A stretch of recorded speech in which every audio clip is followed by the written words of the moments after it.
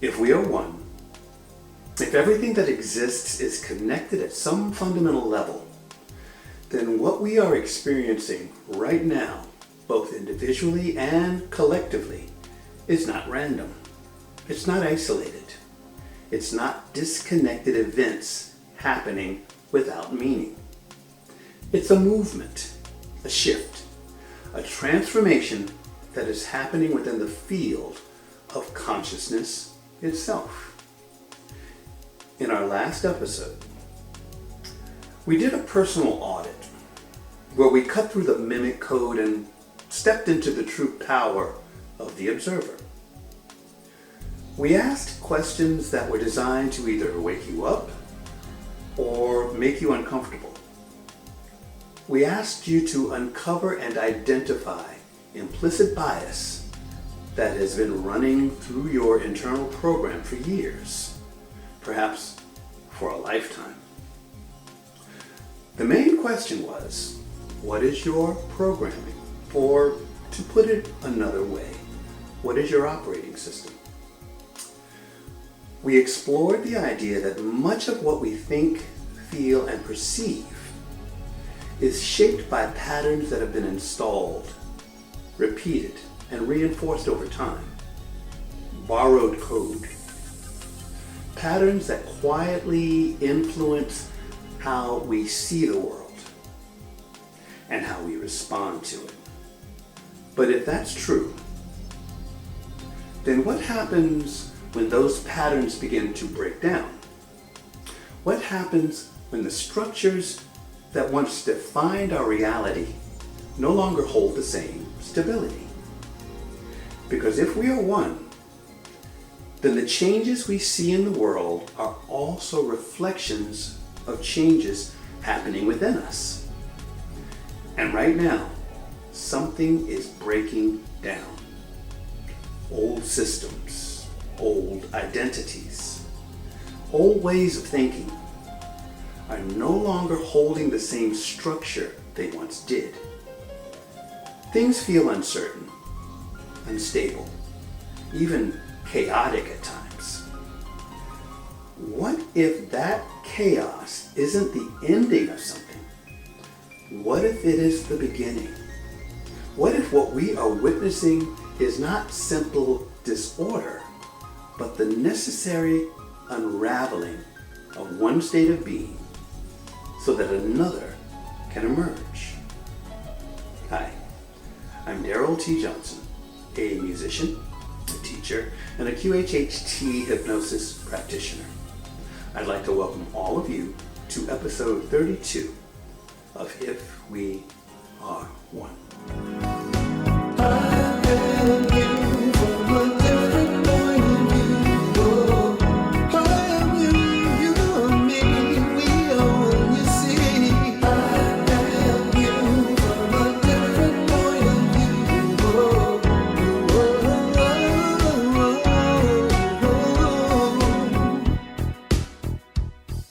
Hello, and welcome to this episode. Today, we are going to explore a concept that comes from science, but reaches deep into the spiritual. Entropy. Entropy is often described as the tendency for systems to move towards disorder, towards chaos. Structures break down. Energy spreads out. Things that were once tightly organized begin to lose that organization over time. But I want to go a little deeper than that, because entropy isn't just random chaos. It's what happens when a system can no longer maintain its current structure. It's not just disorder, it's the breakdown of what is no longer sustainable. And if you really look at what's happening in the world right now, you can see that. Old systems, social, economic, cultural, and even personal belief systems are becoming unstable. Things that once felt fixed are starting to crack.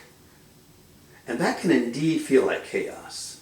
But what if it's not just chaos? What if it's transition? Because here's the thing, and we've talked about this previously. Before something can reorganize at a higher level, it often has to fall apart at the level it's currently operating on. And what we're witnessing right now may not just be breakdown, it may be the beginning of reorganization. Now, let's take this a step further, because while entropy describes the breakdown of structure, there's another side to this: consciousness. As human beings, we don't just passively fall into disorder. We have the capacity to organize, to bring coherence, to take something scattered and align it. You felt this in your own life. There are moments where your thoughts are all over the place. Your emotions are reactive. You feel pulled in different directions. That's a kind of internal fragmentation, a kind of internal entropy. But then there are other moments where things feel clear, centered, aligned, where your thoughts, your emotions, your actions all point in the same direction. That's coherence. So now we have two movements happening at the same time: the breakdown of old structures and the potential for new coherence. And this is where the idea of choice becomes so important, because choice is not just a passing thought. It's not a momentary preference. Choice is a pattern of being. It's what you consistently believe, how you repeatedly act, what you embody over time. That's what determines your state. And your state determines what kind of reality stabilizes for you. So it's not that you think one positive thought and suddenly everything changes. It's that over time you become coherent in a certain way. And that coherence aligns you with certain patterns of experience. If you are consistently in fear, you will experience a reality that reflects that. If you are consistently in alignment, you will experience a reality that reflects that. Not because the universe is rewarding or punishing you, but because you are stabilizing into a pattern. You are stabilizing your field. And in times like this, times of transition, this becomes even more important. Because when systems are stable, change is slow. But when systems are unstable, small shifts can create big differences. So your state, your pattern of being, carries more weight now than it normally would. And this is where things begin to open up even more. Because at a fundamental level, reality itself is not as fixed as we tend to think. Modern physics describes reality not as a single solid outcome, but as a field of possibilities, probabilities, different potential ways things could unfold. And what we experience is one consistent pathway through those possibilities. Now, I'm not necessarily saying we're jumping timelines in some dramatic sci-fi sense, although there is more and more consensus that this probability shift is exactly what is happening. What I am saying is, what we experience as reality is not completely separate from how we are organized internally. Because your state of being matters. Your beliefs matter. Your emotional patterns matter. Your perspective matters. Not just philosophically, but experientially. Now, having said this, I think it is worth putting out there the concept of probability as shared by the consciousness of Bashar, channeled by Darryl Anka. In Bashar's framework, the idea is that reality is not a fixed single track, but a constantly updating field of possibilities with countless probable outcomes available at any moment. The core idea is this. He describes each moment as containing an enormous number of possible reality configurations, often expressed as billions of possibilities per second. With your awareness continuously moving through or selecting among them. The version of reality you experience is shaped by your dominant state of being, including your thoughts, beliefs, emotions, and intention. Now, in this model, your thoughts and beliefs act like a tuning mechanism. If your inner state aligns with a particular probable outcome, your experience tends to organize around that outcome more strongly. So it is not just about passive observation. It's about the frequency or orientation of consciousness acting as a filter for what becomes your lived experience. Now, here's the experiential framework. Bashar often connects this to the idea that what we call time is an illusion created by rapid shifting through these parallel frames of probability.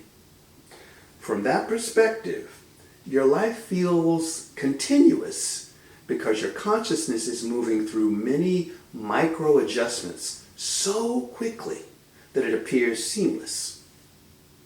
The practical takeaway in his teaching is that changing your focus, belief, and intention changes the probability stream you resonate with, which changes the kind of experiences you encounter.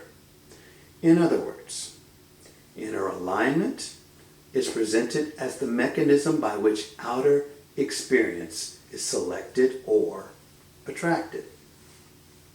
So, two people can exist in the same world and live in completely different realities. One sees division, fear, instability.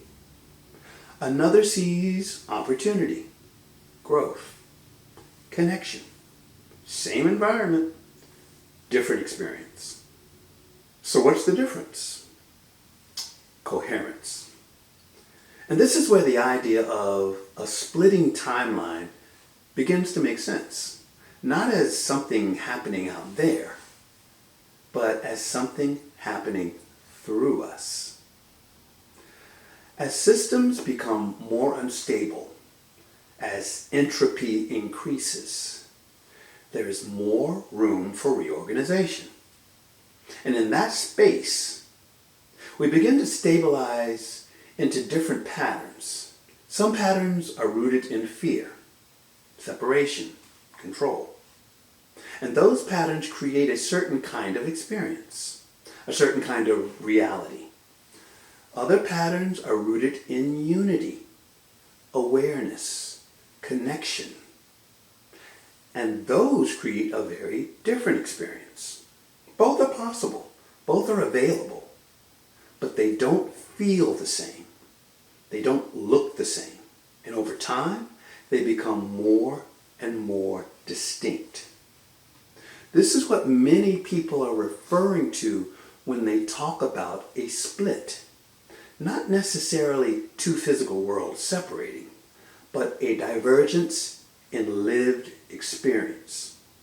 And here's where an even older spiritual idea begins to take on new meaning. Some have called this separation all of us collectively moving into a kind of rapture.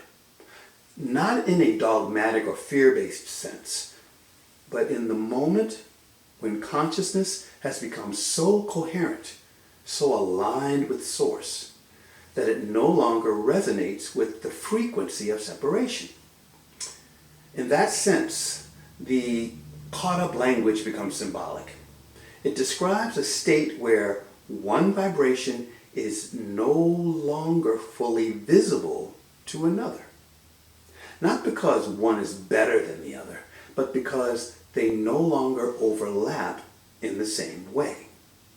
It's a powerful way to think about the split, not as punishment, not as escape, but as a frequency-based divergence in reality itself.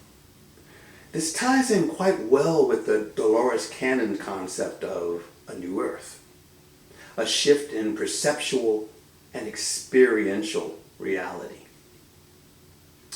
Within this framework, new earth equals a stable, coherent attractor state of high consciousness.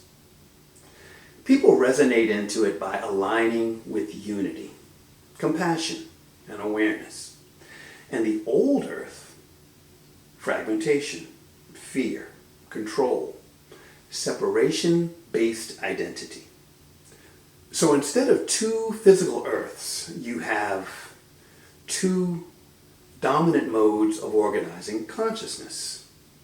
The tension, oneness versus fragmentation. This is actually where entropy ties everything together. Fragmentation increases entropy, which is disorder, conflict, unpredictability. Oneness increases coherence, order, integration, stability. So the battle isn't external, it's structural. Our systems, individual and collective, organizing into coherence or dissolving into fragmentation. And both processes are happening simultaneously right now. So you can frame it in this way. Entropy is the hidden force of change, not just decay, but movement toward probable states. Consciousness is a local ordering system. Humans can reduce internal entropy through awareness. The divergence of reality through experiential worlds separating. We are constantly collapsing potential into lived experience. So the new earth is a state of coherence, a frequency of being, not a destination in space. What becomes increasingly hard to ignore is that this idea does not seem to be arising from a single source, a single teacher, or a single lineage. It keeps resurfacing again and again across different voices in the metaphysical, spiritual, and consciousness communities. And while the language varies, the underlying message remains strikingly consistent. Bashar frames it through probability and parallel timelines, emphasizing that your dominant state of consciousness helps determine which probable reality you align with. Dolores Cannon speaks of a new earth, suggesting that unity is not merely moving through a crisis, but through a broader transformational split in awareness. Lee Harris speaks in terms of frequency shifts, energetic transitions, and the need to stay centered in a rapidly changing field. Abraham Hicks uses the language of vibration, alignment, and the vortex to describe how reality responds to the emotional and energetic state you inhabit. Dr. Joe Dispenza talks about coherence, the neuroscience of transformation, and the power of changing the internal signal you are broadcasting. Susan Geiserman speaks of resonance and the undeniable way like energy draws like energy. Michael Bernard Beckwith has long taught that higher, consciousness changes the field of possibility, and that a shift in perception changes the life you experience. And Cryon, through Lee Carroll, continues to speak of humanity in transition, of a species in the midst of a larger awakening, where the old structures of fear and limitation are no longer the only governing force. So when we step back and look at the pattern, the consensus is difficult to dismiss. The message is not that one person has all the answers, but that many voices are independently pointing toward the same general conclusion. Consciousness matters. Frequency matters. And the state you consistently occupy has a real relationship to the reality you tend to experience. In one sense, this is a conversation about probability.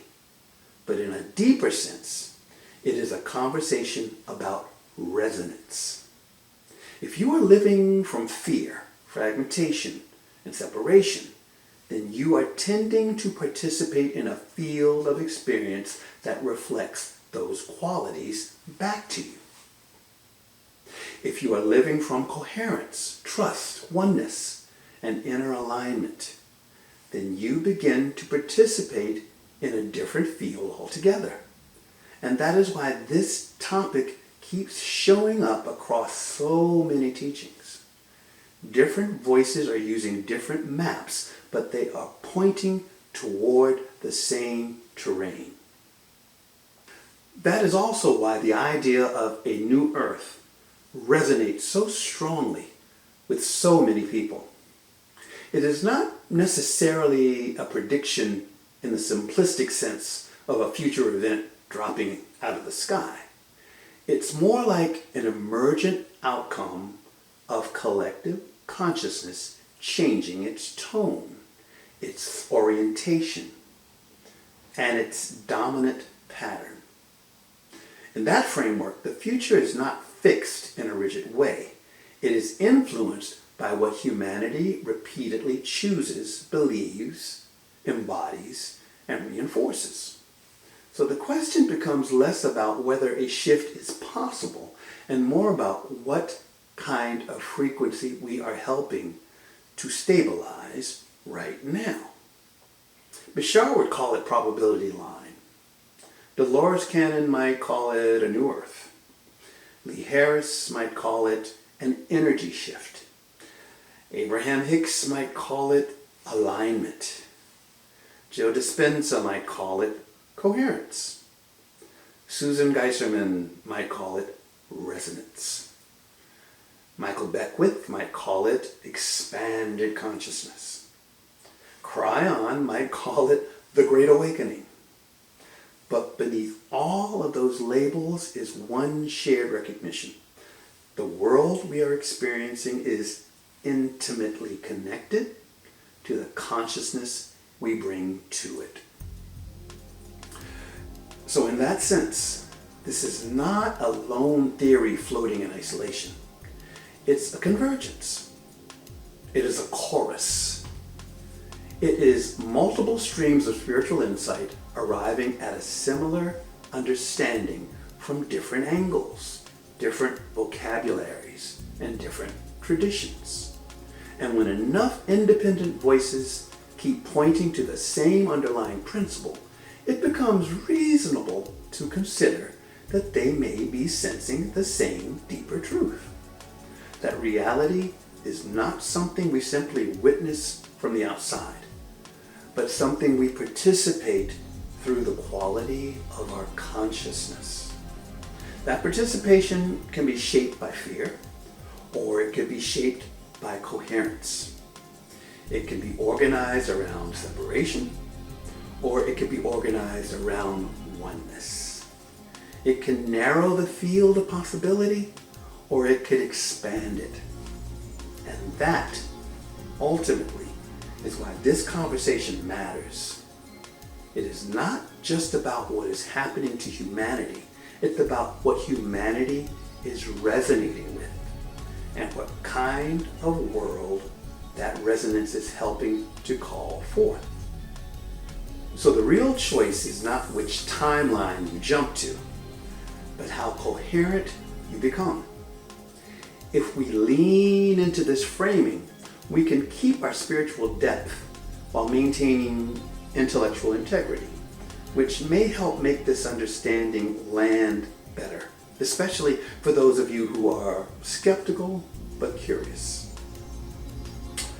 Now, if all of this is true, then the question isn't just which side of the split am I on? The deeper question is, what am I consistently stabilizing into?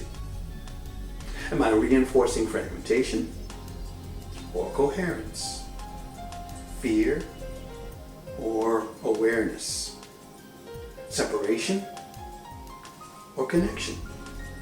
Because in a time where everything is shifting, everything is becoming less stable, your pattern of being may be the very thing that determines your experience of reality.